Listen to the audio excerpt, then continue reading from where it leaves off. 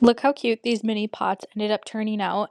So for Mother's Day, I got my students a succulent for them to gift their mom, and then they got to paint their own terracotta pot for their flower. And these ones are perfect. They were the 2.5-inch size, so they fit the mini succulents honestly perfectly. I was able to just drop the succulents in with the dirt, and it fit right to the top.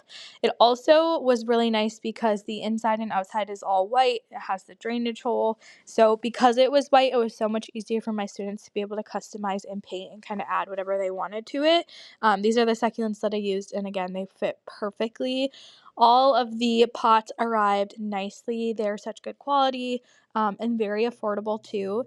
I had the 12 packs because I have a little over 24 students in my class, so I had to order a few of them, and they were exactly what I imagined. Such good quality and turned out so nice. My students were so excited about them.